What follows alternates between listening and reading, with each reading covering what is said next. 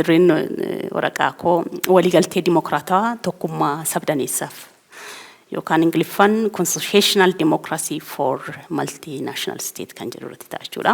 Addunyaan keessa jirru beekamaadha. Garatti deemaa jirus beekamaadha. Sirna globalization keessa jira jechuudha. Kanaaf sirni globalization nature isaa keessa yeroo laallu immoo hawaasa addunyaa garee garagaraa biyyaan gareedhaan karaa garagaraa kallattii garagaraa walitti dhufeenya hawaasaa walitti dhufeenya garee cimsuu tokkotti deemaa kan jiru kallattii isaa sana keessa amala isaa keessaan argina. Kun kallattii walitti dhufeenyi kun immoo bifa keessumaa waloodhaan bifa tokkummaa kan of keessaa qabu akka qabu nu hubachiisa. Kanas immoo walitti dhufeenya addunyaa kana tokkummaa addunyaa kana cimsuudhaaf immoo qaamonni garagaraa keessumaa hundeeffamanii akka United Nations ta'uu danda'u qaamonni garagaraa tiimiin garagaraa kanarratti promote yeroo isaan godhan yeroo isaan kanarratti hojjetan ni ilaalla. Haa ta'uutii garuu kan yeroo promote godhan immoo achi keessatti garaagarummaan illee bifatti calaqqisuu fi sanamuu maaneej gochuuf chaalenjiin akka jirullee hubachuun immoo barbaachisaa akka ta'e akka seensaatti kaasuun barbaada. Multi-nation yeroo jennu waan hedduutu jira. Waan hedduu sun afaan garagaraa jira, aadaa garagaraa jira, amantaa garagaraa jira. Kana walitti fidanii tokkoomsuun yookaan tokkummaa hawaamu sana fiduun complex akka ta'e hubachuun barbaachisaadha. Complexity kana immoo furuudhaaf tooftaan biyyoonni yookaan mootummoonni itti fayyadamtu murteessaadha. Complexity sana hubachuun isa jalqabaadha.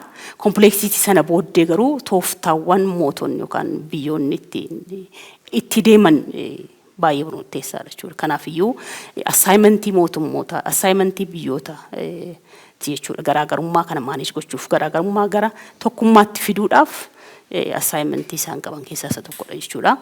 Haaluma kanaan kana moo maaneej gochuudhaaf inni jalqabaan dimokiraasii garagaraa hordofuuni. Sana keessaa kan irratti xiyyeeffatu constitutional democracy yookaan immoo dimokiraasii waliigaltee, dimokiraasii walhubannaa, dimokiraasii cooperative ta'e waloodhaan aangoo qooddachuu siyaasa keessatti wal hirmaachuu kan jedhu kan irratti xiyyeeffachuun barbaada jechuudha. Constitutional democracy'n yeroo jalqabaatti bara 1969 hayyuu siyaasaa Arendin hundeeffame jechuudha. Arend yeroo kana hundeessu qoodinsa aangoo siyaasa keessatti jirutti xiyyeeffate. Kaayyoon isaan olaanaan nageenya tasgabbeessuu irratti. Malee bu'aa irratti miti kan inni xiyyeeffate. Efficiency irratti miti kan inni xiyyeeffate. Nageenya tasgabbeessuu keessumaa hawaasa garagaraa wal wajjin jiraatu.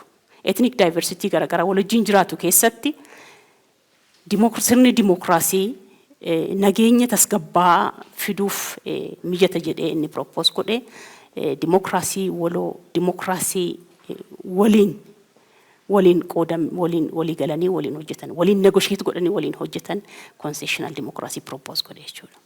Kanaaf yeroo kana propose godhu kaayyoon isaa kan isinii kaase nageenya tasgabbeessuu siyaasa stable ta'e fiduudha. Malee efficiency yookaan productivity maximize gochuuf akka hin taane hubachuun barbaachisaadha. Sababiin isaas rakkoo tokkotu solutionii tokkoon deemu waan ta'eedhaaf. Yeroo kana yaadu Arend kan inni irratti xiyyeeffate dorgommii sabaaf sablammii yookaan garaagarummaan saboonni adda addaa wal wajjin jiraatan kun akka isaan wal dorgoman otoo hin taane akka isaan waliin ta'an. Akka isaan wal deeggaran, akka isaan waliin wal gargaaranii, waliin negotiate godhanii, walii galanii nageenya sana tasgabbeessanitti kan inni kallattii kana kaa'e. Malee akka isaan wal dorgomaniif miti. Kanaaf sirna dimokiraasii kana keessa dorgommii otoo hin taane waliin ta'uu, sirna wal ijaaruu, walitti dhufuu, waliin wal gargaaranii walii galuu kan jedhu. Kanaatiin immoo aangoo qooddachuu keessumaa. Qoodamiinsa aangoo walii galanii aangoo qooddachuu walii galanii siyaasa keessatti waliin hirmaachuu kan jedhu kan inni propose godhe jechuudha. Kan mee amaloota constitutional democracy qaban keessaatii 4 kaasna. Sirni democracy kun amala 4 qabu. Amala isa jalqabaa grand coalition. Paartileen gurguddoon yookaan saboonni biyya keessa jiran saboota garaagaraa yeroo jennu saboota hundumaa kan hammate jechuudha. Saboonni garaagaraa biyyattii sana keessa jiran hundumtu paartileen biyya sana keessa jiran hundumtu gareen biyya sana keessa jiran hundumtu yeroo multinational jennu kan nuti ilaallu afaan duwwaa miti, kan nuti dubbannu waa'ee etnikii duwwaa miti, kan nuti dubbannu waa'ee amantii duwwaa miti. Garaagarummaan akka gareetti biyyattii sana keessatti mul'atu jechuudha. National diversity yeroo jennu, national ethnic state yeroo jennu. Kanaaf garaagarummaan etnikii achi keessa jiru kan sablammoonni achi keessa jiran hundumtuu bifa garaagaraatiin ifu. Garaagarummaa kana immoo ani gochuudhaaf hundumtuu akka biyyaatti walitti dhufee aangoo waliin qooddachuu danda'a kan jedhu kaasee jechuudha. Kanaaf sun amma yeroo walitti dhufu keessumaa kun immoo kan hayyootaatiin taasifamu. Keessumaa hooggantoonni bakka bu'oonni ta'uu danda'u saboota garaagaraa walitti dhufanii gareen garaagaraa walitti dhufanii aangoo biyyattii irraatiin waliin qooddatanii waliin hojjechuu waliin galanii biyyattii tasgabbeessuu kan jedhu propose godhee jechuudha. Kanaaf bu'uurri isaa aangoo qooddachuudha. Eenyujinaan loqoo qooddatama recognition erga kennamee booddee saboota achi keessa jiran garee kamiinuu bifa kamiinuu biyyattii keessa socho'an waliin ta'anii aangoo qooddachuu kan jedhutti. Kanaaf aangoon kun immoo ni jalqaba grand coalition walitti dhufuun aangoo qooddachuu kan jedhu. Fakkeenyaaf Jarmanii fudhatee ilaala. Saboonni center right fi center leftiin walitti dhufanii aangoo qooddatanii biyya sanatti bulchaa turan. Switzerland magic formula kan jedhu aangoo paarlaamaa keessatti qooddatanii akka isaan hirmaatan kan taasisan kaa'uu danda'ama. Amalli isaanii lammaffaa mutual veto. Saboonni fi sablammoonni tiimii sana keessa jiran biyya sana keessa jiran gareen hundumtuu na ilaallata jedhu biyya sana keessa socho'uu waliin ta'eeti kan inni murtoo dabarsu. Bakka inni tokko hin jirretti inni tokko murtoo dabarsuu hin danda'u. Kanaaf murtoo waloo hundumtuu achi keessatti jecha bakka qabu. Hundumtuu achi keessatti kan afaan yookaan mirga waa dubbachuu waa murteessuu qabu. Bakka inni tokko keessa hafetti isatu mirga isaanii irratti yookaan kan fedhii faayidaa isaanii miidhuu irratti murtoon kamiyyuu darbuu akka hin dandeenye sirna ijaara yookaan sirna dimokiraasii akkasii jechuudha. Kanaaf hundumtuu murtoo keessatti gahee qabu. Kanaaf hirmaannaa isaanii malee murtoon darbee raawwatamuu akka hin dandeenye sirna akkasii kan qabu jechuudha. Darbee proportionality keessumaa mana maree keessatti fudhannee ilaalle hirmaannaan saboota sablammoota hundumtuu bifa walqixa ta'een hirmaachuu. Gareen garaagaraa akka biyyaatti socho'uu jiraatu fedhii qabu ta'uu jiraatu lachi keessatti akka hirmaatu kan affeeru jechuudha. Dhumarratti segmental autonomy. Sirni ijaaramni hawaasaa kamiyyuu amantiitiin ijaaramuu danda'a, sabaan ijaaramuu danda'a, aadaadhaan ijaaramuu danda'a, siyaasaan ijaaramuu danda'a. Sun keessumaa ijaaramni hawaasaa gara godaatti jiru keessumaa qabeenya isaa keessaa aadaa isaa afaansa ofiin bulchuutti akka bulchuu danda'utti kan mirga kennu jechuudha. Fakkeenyaaf Beeljiyeemii fudhannee ilaalle warri Jarman afaan Jarman dubbatan persentiin tokko jiru, warra afaan French dubbatan persentiin 46 jiru, persentiin 60 ol immoo kan ta'an warra afaan Dutch dubbatantu jiru. Kanaaf as keessatti warri Dutch afaan Dutch aadaa Dutch seenaa Dutch bulchuutti hin aangeeffamu jechuudha. Warri kan Faransaay dubbatanis afaan Faransaay aadaa Faransaay achi keessatti kan isaanii ofii isaaniitti akka isaan bulchan akka isaan ofii isaatiin abbooman sirna kennu yookaan siistama kennu jechuudha. Kanaaf wantoonni arfan kun kan ittiin sirni waloo kun sirni constitutional democracy kun ittiin ifuudha jechuudha. Maayini faayidaansaa? Faayidaansaa inni tokkoffaa gareewwan biyyattii sana keessatti jiran sabab sablammiin biyya sana keessa jiran tiimiin fedhii addaa qabu biyya sana keessa jiru walitti dhufee aangoo ni qooddataa jira. Keessumaa aangoo isa kamiiti? Aangoo executive yookaan aangoo raawwachiistummaa hojii raawwachiistummaatiin jiru. Gama sana qooddachuuf mirgaa fi carraa kan kennu sirna kennu jechuudha. Kan biraa keessumaa biyya sana keessatti sabni yookaan immoo gareen baay'ina qabaachuu malu jiraachuu mala xiqqinoonnis immoo jiraachuu mala. Gareen xiqqoon mirga qabaatu achi keessatti. Hirmaannaa garee xiqqaadhaa guddaadha kan jedhu hin qabu. Hundumtuu mirga walqixa hirmaachuu sirna kennuudha jechuudha. Kanaaf keessumaa sodaa gareewwan xiqqoo hirmaannaa dhabuu yookaan immoo qoollifannaatti dhagahamuu akka hin malleef sirna gaaraantii kennuudha jechuudha. Sadaffaarratti self governance akkas lasniin jedhi aadaa amantaa ofiin bulchuuf kan hiree kennu yookaan carraa kennu jechuudha. Maaliif biyyoonni constitutional democracy hordofu yookaan filatu keessumaa warri filatan eenyu filatee booddeen ilaalla.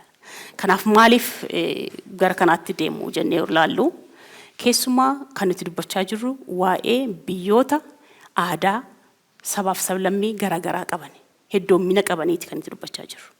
Biyyoonni multinational state ta'an biyyoonni saba hedduu qaban sablammoota hedduu qaban garee garaagaraa of keessaa qaban constitutional democracy maaliif hordofuu fedhuu kan jedhutti dhufa. Biyyoonni akkasii kun yeroo baay'ee rakkoowwan isaan mudatu jira. Rakkoowwan common ta'e kan isaan mudatu jira. Rakkoowwan sana keessaa ni jalqabaan national identity conflict. Sabaaf sablammiin achi keessa jiru eenyummaa isaaniitiin yookaan wallabbiin isaan mudate yeroo baay'ee. Identitiin tokko yookaan gareen tokko garee tokko jireetiin walitti dhufeenyi isaanii rakkootti yerootti bu'u yookaan conflict yookaan interentry conflict kan jenneef laallu. Sabaaf saboonni walitti bu'uun kan danda'an yookaan gareef garee walitti bu'uu danda'an fedhii addaa kan qaban wanta akkasii waan jiraataniif yeroo baay'ee waan mul'ataniif baay'ina keessa rakkoon adda akkasii waan dhufuu danda'uuf. Kan biraa seenaajii wal qabatee rakkoowwan garaagaraa naareeshiniiwwan garaagaraa saboonniif sablammoon achi keessa jiraatan waan qabaataniif kunis madda walitti bu'iinsaa ta'ee waan isaanitti mul'achaa tureef akka koomanitti kun amma rakkoowwan koomanii ta'ee isaan biyyoonni sabaaf sablammii addaa qaban hedduu qaban rakkoowwan isaan mudachaa ture akka koomaniitti jechuudha. Darbee competitionii sovereignty biyya jiraatan sana keessatti aangoodhaan siyaasa keessatti hirmaachuu isaa konfirm gochuu barbaadu. Sabni hundumtuu atiqqaatu baay'ina haa qabaatu siyaasa biyya isaa sana keessatti aangoo biyya isaa sana keessatti wal qixa qooddachuudhaaf ani achi keessa hin jiru jedhee achi keessa of arguudhaaf fedhii fi dorgommiin achi keessa ni jiraachuu. Kanaaf dorgommiin hawaasa garaagaraa fedhii garaagaraa eenyummaa garaagaraa suni aangoo akka biyyaatti jiru sana keessatti hirmaachuudhaaf dorgommiin ni mul'ata jedhee kaasa. Kan biraa gareewwan garaagaraa keessatti rakkoowwan garaagaraa discomfortiin garaagaraa uumamuudha jedhee kaasa. Rakkoo akkasii waan qabaniidhaaf gara constitutional democracy yeroo dhufan immoo fala nuu kenna constitutional democracy jedhanii waayaan. Fala akkamii kennaatti dhufna. Rakkoo isaanii erga tokkoffaa constitutional democracy saboonni akkasii qaban diversity addaa qaban garaagarummaa addaa qaban kun rakkoo akkasii yoo qabaatan constitutional democracy immoo maal isaan fayyada kan jedhutti dhufna jechuudha. Jalqaba institutional dhaabbataan kan inni gaarantii kennu dhaabbataan yeroo jennu akka giddugalaatti mootummaan giddugalaa aangoo wajjin qooddatuutti siistama godhee kaa'achuudha.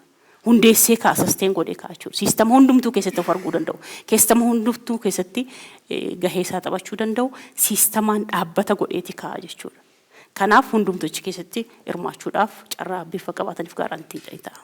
Kan biraa tokko siistamaan deemanneerra lammaffaamoo qoodamiinsa aangoo. Gareewwan achi keessa jiran hundumtuu aangoo keessatti qoodanii fudhatu jedha. Carraa akkasii kenna siistamni kun. Kan hojii wal qabatee gareewwan xiqqoon yookaan saboonni xiqqoon yoo jiraatan as keessatti gahanii hirmaachuu aangoo qooddachuuf illee carraa waan kennuudhaaf jedha.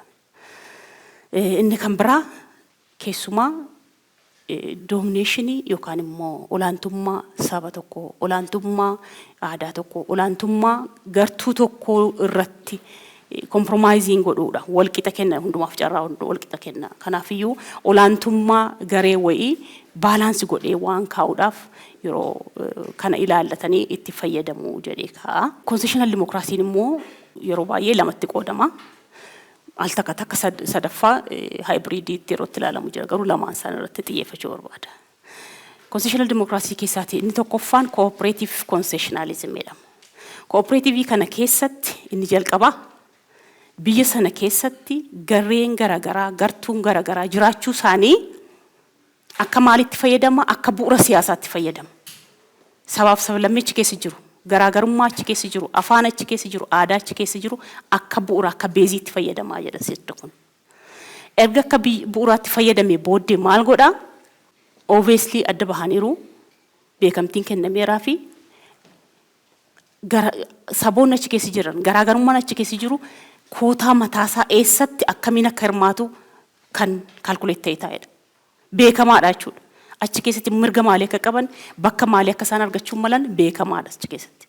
Prehand kan durma beekamee taa'e kootaa based calculationidha. Maaliin hammamiin bifa kamiitiin hirmaachuu danda'a kan jedhan illee achi keessatti yeroo of beekan of argan. dura seetaappii kan ta'e fixed kan ta'e rigididha sirni kun. Yeroo constitutionalism ilaallu rigididha kan flexibility miti maaliif beekamaadha duruma taa'eera. Kanarra jijjiiramu miti jechuudha. Kun garuu kan inni ta'uu danda'udha kan waajjii wal qabata bakki gareen kun jiru. Bakki saba yoo ta'e sabni kun jiru bakki isaa beekamuu qabaadha confined ta'e. Bakki isaa beekamaadha hammi ittiin hirmaatu fi karaan itti hirmaatu beekamaadha already fixedidha. Kanaaf kan inni jalqaba irratti bakki isaan jiraatan saba yoo ta'e sabni sun bakka inni jiraatu murtaa'aadha beekamaadha. Kanaaf iyyuu bakki confined ta'e tokko stable ta'e jireenya akkasii warra qabaataniif constitutional democracy cooperative fayyadamu. Inni lammaffaa liberal democracy. Liberal democracy amma immoo garee irratti miti kan hundaa'u. Faallaa isa jalqaba. Inni dura maal jenneerra gareen tokko bakka ta'e tokko jiraachuu qaba sana keessatti hirmaachuudhaaf. Gareen sun akkamittiin akka hirmaatu beekamaadha. Yoom karaa kam akka hirmaatu beekamaadha. Yeroo gara liberal constitutionalismitti dhufnu garuu gareedhaan miti kan laalamu dhuunfaadha. Fedhii dhuunfaatu laalama specifically. Dhuunfaan sun karannitti yookaan fedhannitti hirmaachuu barbaadutu ilaalamaaf jechuudha. Kanaaf achi keessatti garee irratti kan hundaa'e miti. Ija akkas ta'eef kun maal jajjabeessa walitti dhufeenya gareef gareelli dhubeessa. Namni tokko garee biraa keessa galuu danda'a, garee biraa keessa illee dhufuu danda'a. Kanaaf amma cooperative kan ta'e jajjabeessa jechuudha. Malee garee tokko irratti duwwaa kan confined ta'e yookaan kan murtaa'e ta'e akkasa jalqabaa miti jechuudha. Kun flexibility akkasa kanaa miti liberal democracy. Mirga dhuunfaa ta'e dhuunfaan bakka barbaade garee barbaade keessaa dhufuu danda'a. Intercooperationiis kan ammoo kan jajjabeessu ni ta'a. Kanaaf irra caalaa ammoo flexidha kan jedhu. Across ethnic cooperation kan intini godhu. Inni sadaffaa lamaansa kan carraa lamaansaatti kan fayyadamudha. Faayidaa constitutional democracy qabu keessaati tokkoffaa inni jalqabaan akkuma Albertis kaase nageenya siyaasa stable ta'e mirkaneessuudha. Wal dhabdeen biyya sanaa basically aangoo irratti yeroo ta'u aangoo yoo qabaatan resources qabachuu carraa qabaatu waan fedhan sanas hojjechuudhaaf carraa qabaatu kanaaf amma irra caalaansaa political stability fiduu danda'a kan jedhee yaadu akka faayidaatti. Wal dhabdee aangoo jiruutiin wal dhabdee hirmaannaa siyaasaa kan jiruutiin furuu danda'a waan ta'eef stable political system fiduu danda'a kan jedhu kaasa. Kan biraa mirga saboota xiqqoo ni eega jechuudha. Kanaaf mirgachi keessatti hirmaachuu waan qabaniif isaaniif garantii kenna jechuudha. Sadaffaa irratti keessumaa wal dhabdee violent ta'e ni xiqqeessa. Akkuma beekamu wal dhabdee balleessuu hin danda'amu garuu xiqqeessuu hin danda'ama. Kana keessaati bifa ittiin xiqqeessuu hin danda'amu aangoo qooddachuutiin walajjiin ta'uutiin walii galuutiin lola yookaan wal dhabdee baay'ee violent ta'e xiqqeessuu kan danda'udha faayidaa isaa keessas tokkodha. Kunis karaa aangoo qooddachuutiin karaa negotiate gochuutiin walirriitiin negotiate wal godhatanii aangoo walii qooddachuutiin kan kaa'u yookaan faayidaa akkasii kan qabu ta'a. Fair representation jiraata.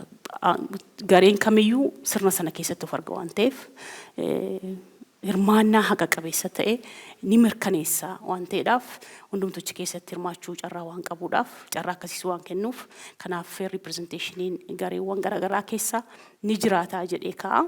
Dhumarratti seera qabeessummaa tiimii saba amantaadhaanis karaa gamiyyuu dhufu diversity yookaan garaagartuun hedduu gareen hedduu achi keessatti seera qabeessummaa isaanii ni mirkaneeffatu. Achi keessatti hirmaachuu sana achi keessa jiraachuu isaanii akka seera qabeessummaa qabatanitti akka seera qabeessummaa qabanitti ofitti immoo kanaaf diversity keessatti seera qabeessummaa isaanii kan ittiin mirkaneessudha jedhee ni kaa'a jechuudha. Maaliin ceebbama sirni dimokiraasii kun immoo maayini kritisizimiin irratti jiru ceebboo yookaan karaa maaliitti qubatti qabamaa kan jedhu tokkoffaan achi keessa garaagarummaa sabaaf sablammii garaagaraa mirga kennaa inneerra. Sabaaf sablammii garaagaraaf mirga erga kennee booddee xiqqoo eenyummaan kun boldly ba'uu danda'a, ballachuu danda'a, garantaanitti deemuu danda'a kan jedhu sodaa qabu jechuudha. Maaliif isaaniif yeroo akkas carraa akkasitti kennamu achi keessatti eenyummaan sun baay'inaan ijaaramee ba'ee garantaanitti deemuu danda'a kan jedhu sodaan jira. Kan biraa dadhabbii siyaasaa nuffii siyaasaa achi keessatti fiduu danda'a. Keessumaa veetoo paawarii qabaachuun sun mutual veetoon sun tokko yoo jiraate malee murtoon murtaa'uu waan hin dandeenyeef wal nuffiin dhufuu danda'a. Dadhabbiin siyaasa keessatti dhufuu danda'a kan jedhan kaasu. Kun immoo sirna dimokiraasii yookaan sirna bulchiinsa sana keessatti rakkoo fiduu danda'a kan jedhan kaa'u jechuudha. Sababiin isaa bakka hundumtu achi keessatti sagalee qabu, hundumtu achi keessatti isaaniin ala waan murtaa'uu hin danda'u waan ta'eef wal harkisa fiduu danda'a, sirna bulchiinsaa keessatti duubatti bifatti harkisuu fiduu danda'a kan jedhuufidha. Kan biraa illight basedidha. Yeroo baay'ee egaa kan garee kan hooggananii fedha siyaasaa, fedha aangoo kanatti yeroo baay'ee kan socho'an illitiidha yeroo baay'ee. Kanaaf amma maal fiduu danda'a? Dominationii illitii kana fiduu danda'a. Keessumaa grassroots participation yookaan hirmaannaa bu'uuraa sana gadi xiqqeessuu danda'a kan jedhu sodaan jira jechuudha. Booddee walinaa kan waan kaasaa. Kan biraa kun sirna akkasii kun immoo keessumaa fiixaan ba'iinsi isaa milkaa'aa ta'uudhaaf biyyoonni yookaan saboonni sun bakka murtaa'e tokko jiraachuu maluudha. Yoo bakka murtaa'e tokko jiraatan isaan irratti implementu gochuu nama rakkisu waan ta'eedha. Faffaca'anii yoo jiraate garuu rakkoo ta'a kan jedhu kaasa. Haala ammasii deemamutti immoo namni tokko bakka tokko jiraachuu akkuma beekamu sun immoo dirqama ta'uu dhiisuu mala waan ta'eedhaaf keessumaa hawaasa yookaan garee faffaca'ee sagalee gamaa gamanaa dhaga'u kana keessummeessuun ni ulfaataa kan jedhu kaasaa jechuudha. Itti aansee constitutional democracy kun yoom milkaa'a yoo maal ta'e milkaa'a kan jedhu akkam yoo ta'e milkaa'a kan jedhu jalqaba irratti gareen hundumtuu achi keessatti dhufee aangoo qooddachuudhaaf dhufee socho'u kun yookaan fedha godhatu kun seera qabeessummaa isaa legitimacy isaa waliin isaanii walii mirkaneessuu qabu. Aan achi keessatti hirmaachuudhaaf inni achi keessatti yookaan isaan achi keessatti hirmaachuudhaaf kan jedhu sana seera legitimacy isaanii waliif mirkaneessu walii isaanii maaliif sirna dimokiraasii walii galteeti constitutional walii galteedhaan kan raawwatu wal qoodinsu sun walii galtee sana keessatti spiritiin ani seera qabeessaan achi keessa jiraadha abalu seera qabeessi sun gareen sun yookaan sablammiin sun achi keessatti hirmaachuudhaaf seera qabeessummaa qaba kan jedhu legitimacy walii kennuudha recognition waliif kennuudha jechuudha. Kanaaf inni jalqaba yoo qaamonni achi keessatti hirmaachuudhaaf fedha godhatan saboonni achi keessatti hirmaachuudhaaf socho'an sun legitimacy waliif walii kennanidha kan inni fiixaan ba'udha. Legitimacy kana wajjin maaltu qabatee dhufa commitment isaaniiti. Keessumaa sirna illiitii wajjin wal qabsiisee kaaseera. Kan saboota kana hoogganan kan garee kana hoogganan garee siyaasaa kana hoogganan fedhii addaa tiimii kana achi keessa waan hundaa jenneera multidimensional. Isaan warri hoogganan sun commitmentii isaan walitti dhufanii wal wajjin hojjechuu isaan qaban. Yoo isaan walitti dhufanii committed ta'anii yaada waliif kennanii wal wajjin hojjennee waliin qooddannee jiraanna jedhanii fedhii yoo qabaatan commitmentii yoo qabaatanidha kan inni fiixaan ba'udha. Malee gareen tokko keessaaf hin jirre gareen tokko walitti dhufee hin ta'udha. Maaliif achi keessatti gareen hundumtuu ilaalamuu qaba gareen hundumtuu mirga qaba erga jenneeti gareen hundumtuu achi keessatti walii galuudhaaf legitimacy walii kennuun irra jiraataa kan jiru. Kanaaf willingness to cooperate fedha waliin hojjechuu fedha walitti dhufuu. Inni itti aanu sirna fedha walitti dhufuu kana wanti jajjabeessu jiraachuu mala. Yoo walitti dhufanii hojjetan wanti sana jabeessu wanti sana cimu jiraachuu mala. Kan isaan itti adhere godhan kan isaan itti trust godhan yookaan itti amanan jiraachuu malaa jedhee kaa'achuudha. Kanaaf sirna kana walitti dhufanii waliin yoo hojjedhe kana argadha yoo hojjedhe akkasiin ta'a kanatu jira waan gaarii aspire gochuu keessatti hundumtuu waan qabatu tokko jiraachuu malaa kan jedhu kaasaa. Kan biraa external actor recognize legitimacy kennuu qabaadha. Akkuma beekamu jalqaba yeroo kaasnu globalization irraa kaasnu. Globalization irraa yeroo kaasnu external stakeholder hedduu jiru internal stakeholder hedduu jiru. Kanaaf achi siyaasa kana keessa siyaasa of warma walitti dhufe kana duwwaa miti kan siyaasa sana irraan godhu. Qamee gareen fedha qabu bakkeedha akka stakeholder itti jiraachuu mala achi keessa kan waliin hojjechuu mala. Kanaaf isaan recognition argachuu qabu. Yeroo ammaatti akka biyya keenyatti fudhannee ilaalle AU nas keessatti stakeholderidha. UN nas keessatti stakeholderidha.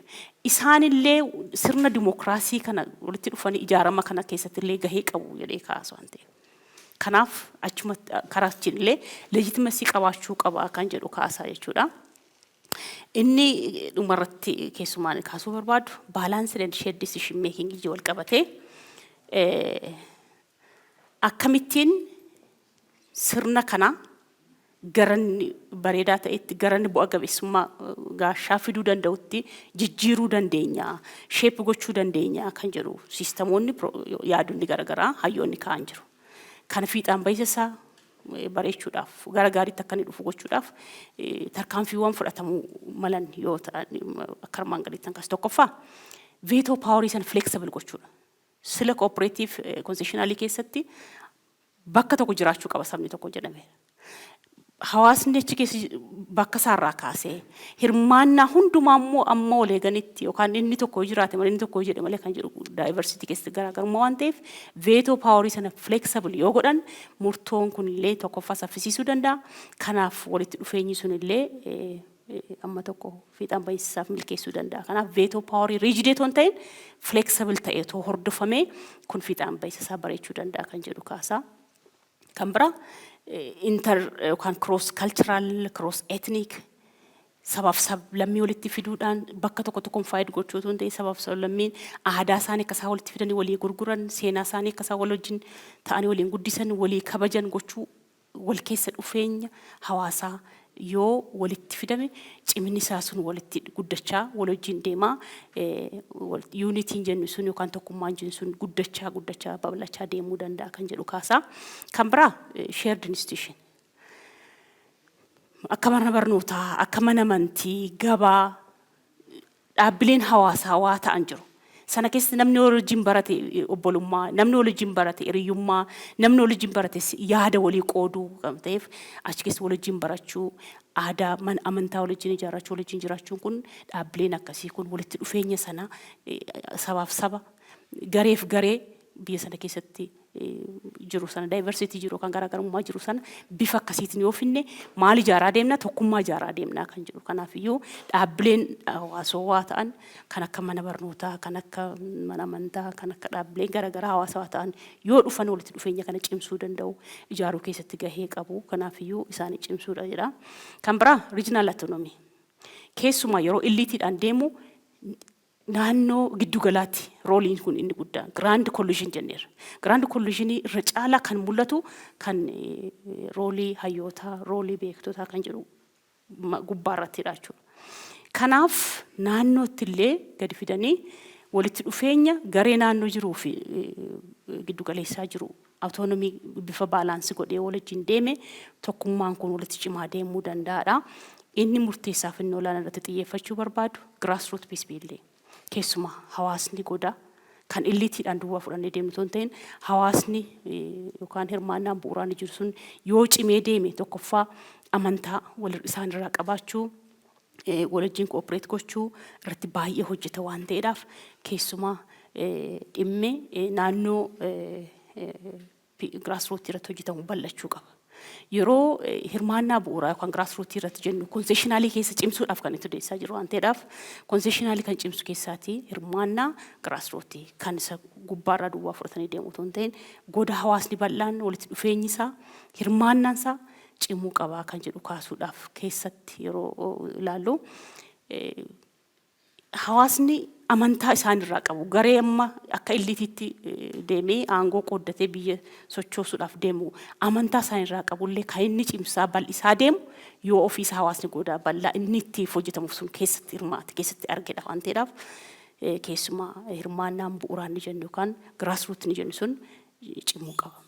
Tokkoffaa trust argachuudhaaf amantummaa argachuudhaaf anaaf hojjeta nuuf hojjeta waliin hojjenna kan jedhu sana mirkaneessuudhaaf lammaffaa immoo isuma isaan achitti hojjechaa jiran kana complement gochuu yookaan deeggaruu utubuudhaaf hirmaannaan goda hirmaannaan grassroots baay'ee murteessaa akka ta'e kan immoo bifa kamiitiin mirkaneessinaadha grassroots kana kan illiitii kana duwwaa fudhannee deemna ton ta'in sila Dr. Kaaseera top to bottom midha systemichi irra caalaansa illiti roolii illiti kan gubbaatti mul'atu qoodamiinsa illiti irra jiru kan gubbaatti mul'atu gara godaatti yeroo dhufu garuu grassroots ammatu irratti immoo weakness akka inni qabu kaasneerra garuu weakness sana immoo yookaan hanqina sana immoo furuudhaaf kan ammasti keenya bifa kamiitiin yoo hawaasa godaa hirmaachisee fiixa baay'isisaa ni mul'ata jennee keenya waan ta'eedhaaf bifa kamiin immoo hawaasa godaa kana mul'achisna yookaan immoo keessa hirmaachisna kan jedhu tokkoffaa dialoogii ilaaf ilaamee maree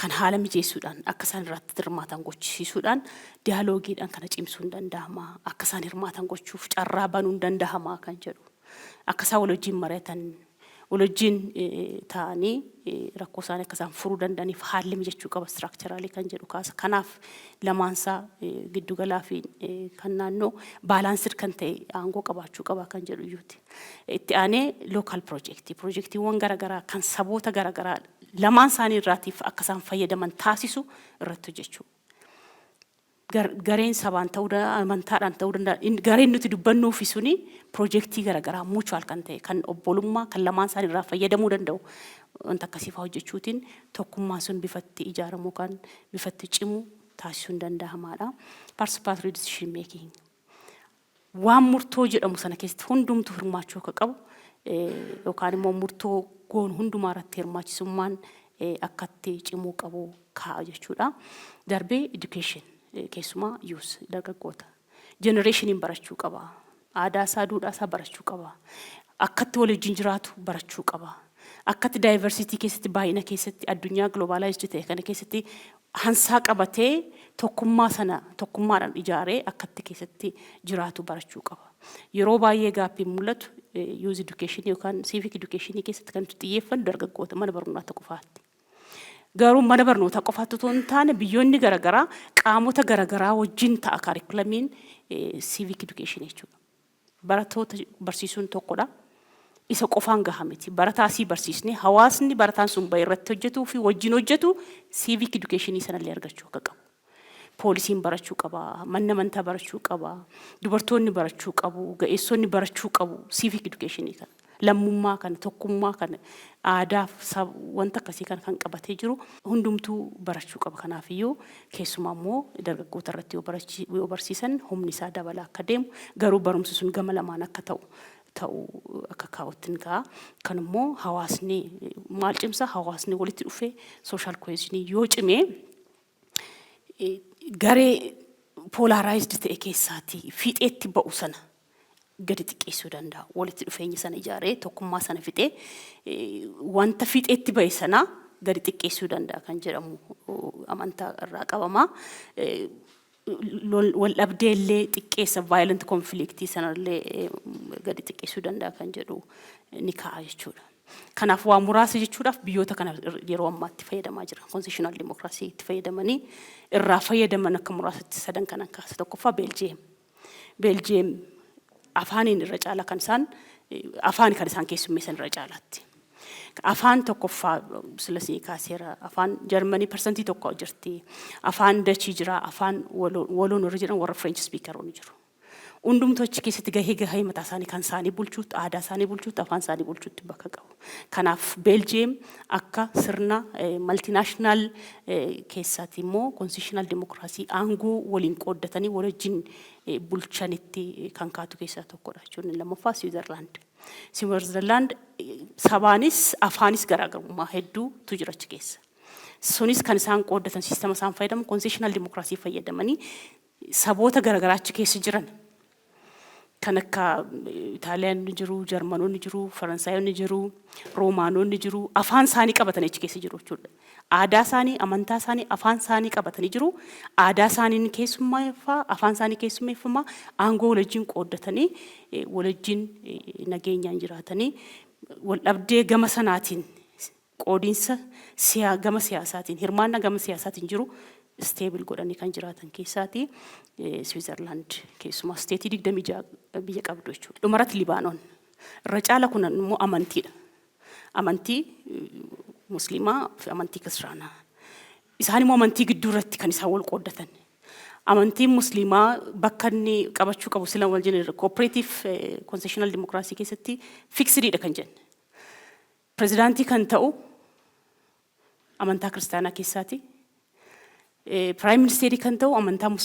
amantaa musliimaa keessa ammas afyaa'inis musliima kanaaf by default beekamaadha kanaaf eenyutu afyaa'ii ta'a eenyutu prime minister ta'a eenyutu prezidaantii ta'a kan jedhu beekamaadha achi keessatti sirna sana keessatti kan rigid ta'e kan waan fayyadamaniif isaan jechuudha kanaaf akka kanaatti qooddatanii wal wajjiniitiin stable political system uummataniiru gara dhumaatti dhufaan jira yaada koo goolabaan jira. Yeroo goolamnu concessional democracy amma laalaa turne keessa wanti hubannu tokkoffaa concessional democracy sabaaf sablammii biyya sabaaf lammii hedduu qabdu keessaati bifa hirmaachisummaa qabuutiin aangoo qooddachuun akka siyaasa yookaan immoo nageenya stable ta'e fiduu danda'u nu argisiiseera biyyoota fakkeenya masinii kaasetti jechuudha. Darbee kunis nageenyaan waliin jiraachuun yeroo jennu healthy life waliin jireenyi sabaaf sablammii waliin garee garaagaraa kuni kan inni ta'u malus yoo dhimmichi yookaan siistamichi hirmaachisaa ta'e inclusive ta'ee fi aangoonis qixa qoodame ta'uusaa hubanneerra. Kan biraa sila waa kaasuu yaaleera. Concessional democracy maal fiduu danda'a warra saboota sablamoota yookaan garee qobaatti qoodeeti kan isaan mirga kennuufi. Sun maal fiduu danda'a dhaqee akkuma gareen sun akkuma of qabatee deemutti taasisuu danda'a. Kanaaf maaltu kana hubatamee maal ta'uu qaba sabni sun yookaan saba ta'e gareen sun isa qabate sana qabate hamma dhumaatti akka deemu ta'uun taasisuun rakkoo mataasaa waan qabuuf maaliif yeroo tokko globalization keessatti of jijjiiruu danda'atti gareen sun update of gochuu danda'a sabni sun sanallee akka inni fidachuu danda'utti haala ammaatti akka inni simachuu danda'utti banaa gochuun flexible gochuun barbaachisaadha. Maaliif yeroo kan irratti xiyyeeffannee deemnu hamma dhumaatti biyya kana kanaan jiraachisna jennee yoo deemnu eenyummaa sana duwwaa ijaaraa deemna jechuudha. Eenyummaa sana ijaaraa deemuu ta'uun eenyummaa sana banaa godhanii eenyummaa adda biraallee akka inni fudhatee yookaan eenyummaa adda biraa kenneellee akka inni wal keessa jiraatee tokkummaa sana fiduu danda'utti banaa gochuun barbaachisaadha kan jedhus kaa'aa jechuudha. Sababiin isaas gara fiixeetti dhufee intiniin adda biraa dhufuu waan danda'uuf. Kan biraa mutual veto sana keessatti murtoo duubatti deembisuu yookaan immoo murtoo sana akka inni dafeen taasifne taasisuu keessatti hanqina isaa keessa tokkodha. Kanaafiyyuu haa ta'uti garuu rakkoowwan akka wal dhabdee political instability sana immoo gadi xiqqeessuuf immoo faayidaa qaba. Akka miidhaatti murtoo akka inni dafeen murtoofne taasisuu keessatti loo gochuu irratti. Maaliif tasgabbii fiduudhaaf isin jedheera malee efficiencyidhaaf miti jedheera. Tasgabbii fiduudhaaf ni fayyada. Garuu immoo murtoowwan garaagaraa wanta garaagaraatti raawwatan immoo akka isaan dafanii raawwataniif immoo gufuu akka qabaatu hubachuun barbaachisaa kan jedhu kaasuufanii. Itti aanee warri successful multinational democracy kan baatan lamaansaa illiitii kan gubbaa sanas walitti fidee hawaasa isa godaallee hirmaachisee yoo deeme fiixa bahinsisaa baay'ee akka gaarii ta'u ni kaasu qorattoonni jechuudha. Sababiin isaas irra caalaa constitutional democracy elite based jedhamee beekama waan ta'eef garuu immoo akka intinitti lamaansaa isa hawaasa bal'aas hirmaachisanii yaada elliitii kanas achitti fedhasaa keessummeessanii waliin deemuun immoo nageenya mirkaneessuu kan danda'u jedheeti kaa'a jechuudha. Gara recommendationitti yeroo dhufu haala waliigalaatti elite based jennee kaalmee gadi deebisee dubbachaa tureera. Kun elite based kun garee hundumaa kan keessatti hirmaate ta'uu qaba. Gareen tokko guddaa isa tokko xiqqaa jedhu toon ta'in garee hundumaa ana jedhee eenyummaadhaan dhufee of beeksisee kan hammate akka ta'uu qabu kaa'uufanii. Kan biraa ordinary citizen lammiileen hundumtuu bifa barbaachisaa ta'een active engagementiin hirmaannaan ho'aa gama kamiinuu irratti hirmaachuu akka qaban carraan uumamuu fi yookaan bal'inaan akka taa'u qabu. Ordinary citizen illiitii qofa toon ta'in kan illiitiin fudhatee deemu qofa toon ta'in warri kaanillee akka isaan keessatti qooda fudhatan hawaasni bal'aan keessatti qooda fudhatan sunis immoo karaa kam ta'uu danda'a karaa diyaaloogii sila kaasneen karaa murtoowwan garaagaraa keessatti akka isaan hirmaatan yoo taasisnee kun isaanillee hirmaachisnee deemuun sirna sana yookaan dimokiraasii sana suphuu fi utubuun ni danda'ama kan jedhudha. Kan biraa institutional arrangementii institutionii jiru rigidii ta'uun qabudha. Keessumaa si'ana addunyaan sakandiitti kan isheen jijjiiramtu. Jijjiirama kana kan hubate jijjiirama kana wajjinitiin kan deemuu danda'u heeraa fi dhaabbanni flexible ta'e ijaaramuu fi dhaabbachuu akka malu kaa'uufani. Sababiin isaas constitutionii jijjiiramne fudhannee deemne hamma sakandiitti maayikiroo sakandii jijjiirama dhufu kana keessummeessuu hin danda'amu.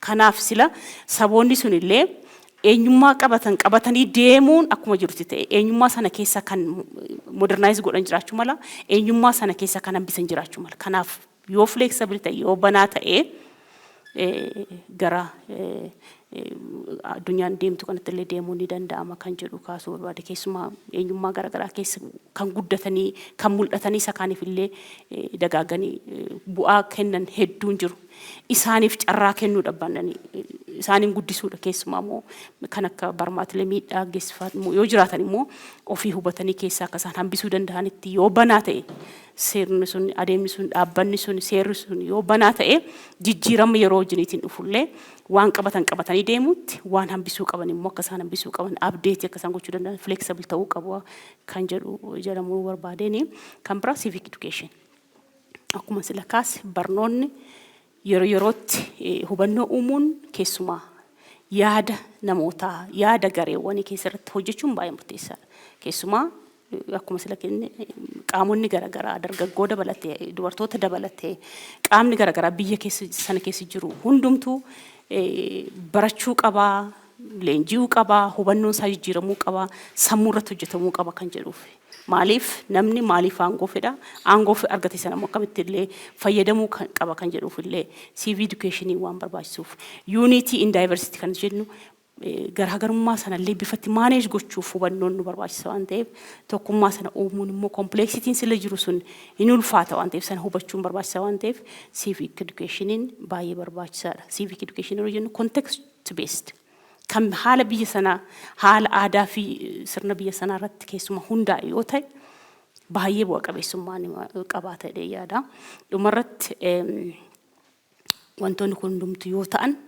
walitti dhufeenya hawaasaa ni cimsa hawaasni walitti dhufa tokkummaan sun cimaa deema bifa garaagaraatiin kun immoo fiixeetti ba'iinsa eenyummaallee yoo walitti dhufe hawaasni tokko ta'a tokko ta'uun tokko keessaa fiixeetti ba'u jechuu miti kanaaf yoo hawaasni walitti dhufe polarizationiin sun xiqqaachuu mala polarizationiin sun yoo xiqqaate immoo guddina itti fufiinsa qabu nageenya mirkaneessuun danda'ama kan jedhu kaasuu barbaadeeni dhumarratti mareefis akka ta'u akkuma sinas liqaa constitutional democracy more of elite based more of taphaasa gubbaarraati jechuudha kanaaf amma kun qofti successful goosisamoo akkuma jenne hirmaannaan bu'uuraa yeroo sabaaf sablammii dubbannu interaction isa jalaati isa goodaati kan nuti dubbannu hawaasa bal'aati kan nuti dubbannu inni cimsuun barbaachisaa kan jedhu irratti akkasiin kaastan